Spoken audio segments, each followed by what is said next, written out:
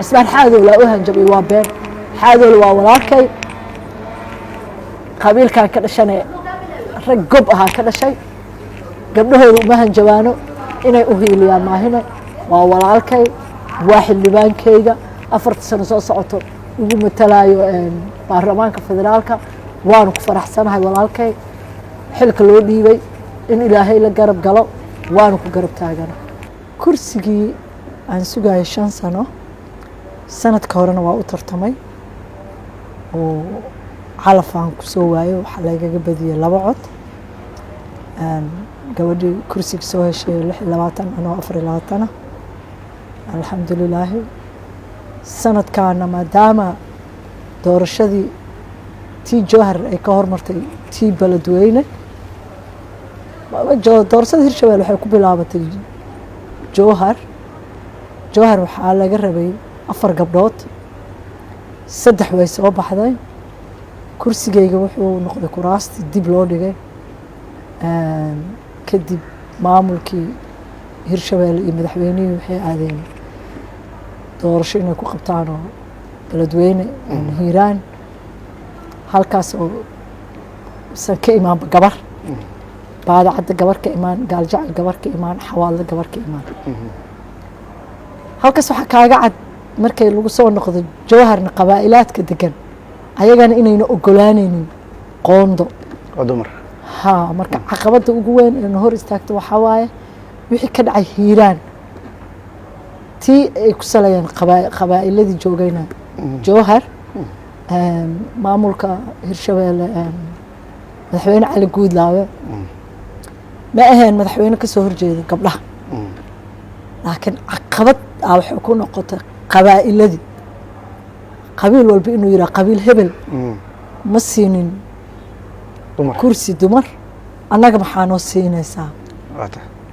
marka qabiilkayga loo soo gudbo 2016 meesha waxaa taala 6 kursi 3 kursi uu leeyahay harti abgaal iyo 3 kursi oo wacbuudhan leeyihiin sanadka hore wacbuudhan gabar way qaatay oo anaaba ku tartamay galmaaxa qaatay hadda sanadkan haddii harti abgaalkiina qaadanaynin qabaa'iladina qaadanaynin qabiilkii galmaaxna wuxuu yiri sanadkan gabar mabana soo gashaba sidaasay tahay aniga waa ka dhashay qabiilka kama harin kursiga kama quusanin kursigii waa la furay waana tegay jowhar markii aan jowhar tagay waxaan qiimeeyey caqabadaha iyo waxa hortaagan madaxweynaha waxa ka dhalan karo marka si badbaado ahaan gobolkii amba magaaladii dadka ku noolaa oo u badbaadaan oo meeshaas xabadna aysan ka dhicin waxaan go-aan ku qaatay inaan tanaasulo anoo qiimeynayo madaxweynaha iyo caqabadda hortaagan markaad jowhar gaartay dadka qaar waxay leeyihiin bakiin waxaa soo wajahay caqabado fara badan oo ay ka mid yihiin dhinaca amniga iyo hanjabaadyo ay la kulanto ma jiraa wararkaas walaahi aniga hanjabaadaas waxaan ka arkay social media ayadoo la dhahayo waxaa u hanjabay xildhibaan cismaan xaadoole ani xaadoole waxaan ahay dad walaale ma nihin dad isku hanjabo ma nihin dad mataqaanaa isdagaalo dhaqanaan leenahay dhaqanka annaga aan leenahay kamataan cabdulla ahaan raggayna way dhowraan gabdhahooda mana hanjabaano kalaan xuno gabdhahooda dhibaayana ma dhahaano walaa hadalkaas wixii soo geliyay waxaan ka arkay aniga social media waxaa baraha bulshada wareegayay adigoo ciidan hubeysan wata oo magaalada jowhar dhex maray marka ma ololaagay qayb ka hayeen mise waa arinta cabsida la sheegayay qayb ka tahay haddii la fiiriyo maya ciidanka hubeysan aan wata waxay ahayd sida aad ka warqabto shabeellada dhexe baryahan dambe waxaa ka buuxay laga cabsanayay shabaab taas waxay ahayd amni ahaan musharax walbana waa watay amni ahaan aan ku suganayay for security reason oo dhinacayga ayna hanjabaad ani qaf igaga imaatay oon ka baqanayo ma ahayn waata dadka qaar waxay leeyihiin bakiin gabadhana nin shisheey way guursan kartaa wiilka galmaaxaana gabar shisheeye waa guursan karaa caqabad taas igama hortaagneen laakiin sanadkan wuxuu ahaa sanad qabaa'iladii soomaaliyeed qaar ay ka soo boodeenba gabdhihi qoondho habeen waxa la dhahaaba xasaasi ay ka qaadeen marka aniga kursiga la furayna maba galinoo isku taxaluujin waaba aragtay gabaraa gashay hal codna may helin taasoo turjumayso qabaa'ilka inuusan dooranaynba gabadhii markaad waa dareenta soo maha in caqabadda ay jirto dhinaca dumarka saasaas ka harta waa markii labaad u tartamaysa kursigan marka horena wuxuu qoondo dumaro u ahayo waxaa ku fadhiday minaxa shibis waa markii labaad kursigaas aad u tartamayso mar saddexaad iyo mar afraad ma laga yaabaa inaad sii wadid hamigaaga ku saabsan inaad noqoto musharax I hope waxaan filahaa horta hore afar sano soo socota hadday dhammaato inay doorashada noqoto qof iyo cod maadaama maanta galmaax uu leeyahay hal kursi uu xaqiran yahay afar jifo inay hal kursi qaadato waa xaqiraad way ku dulman yihiin federaal dowladdoo ah laakiin marka qof iyo cod laga dhigo waxaan helaynaa wiil galmaaxan waa helaynaa gabar galmaaxan waa helaynaa laanna muqdisho sanduuqi la dhigo gobolka banaadir waxbaan ka helaynaa degmada balcad waa la dhigaa waa annagii kursi waan ka helaynaa degmada warshiik waa la dhigaa waa isla annagii kursi waan ka helaynaa raaga ceelo waa la dhigaa waa isla annagii kursi waan ka helaynaa waxaan helaynaa markaas xaqayn iyo buuxo inaysan doorasho dadban oo dambe nagu soo noqonin aan ilaahay ka rajayna waa tahay marka la fiiriyo dadka kula tartamaya waxay ahaan dad saameyn leh oo qaarkood madaxtooyada watay qaar kalena mucaarad wateen adiga bakiin ahaan yaa ku wataa lagu dhihi karaa sanadkan ani wallaahi horta qofka musharaxa hebela ay wato waa ceeb horta hamiga iyo iswadidda anuu iga imaaday wixii kalena waa waxa qofka privacy u aho qofkaasaa ay wato dalkan waa ogtahay mashaakilka uu ku leeyahay aniga hamigayga waa sugayay 5 sano qof dowlad ku noola oo dowladda la shaqaysatana waan ahay oo dowlad qof dhib ku qabto maahi madaxweynaha kii hore joogana waa la shaqaystay kan joogana waa la shaqaysanaa kan jooga hadduu soo noqdana waa la shaqaysanaa mid kale hadduu imaadana waa la shaqaysanaa ani marnaba dowladda kama fogaana haddii doorasho qof iyo coda dalkan uu gaaro maxaa rajaynaysaa adiga ani waxaan rajaynaa qofka ugu horeeyo oo gobolka banaadir laga dooranayo inaan noqon doono I hope oo ku yimaada qof iyo cod qof iyo cod waana wax xalaala ma og tahay rabitaanka wuxuu ka imaadaa bulshada laakiin hadda doorasho dadban markii la dhaho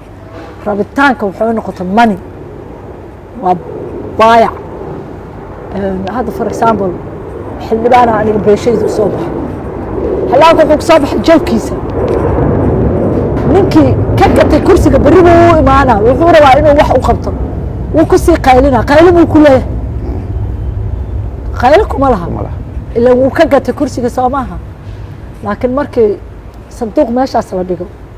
oo shacabkaaga ay kugu soo doortaan rabitaankooda adigana shacabkaaga waa garab istaagaysaa ayagana way kugu tashanayaan marka ilaahay waxaan ka baryaa dalkan dulmanayaal badanaa jiro oo ani beeshayda ay ka mid tahay sugayana in la gaaro qof iyo cod markaas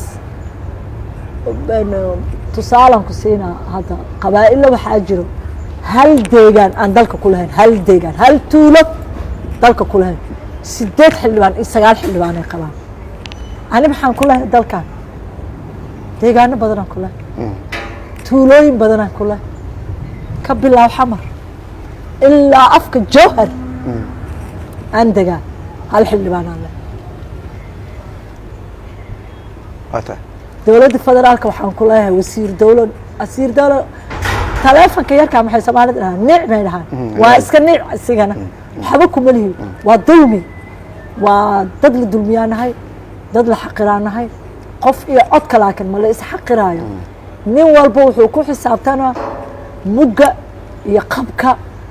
dadka uu ku leeyahay deegaanka.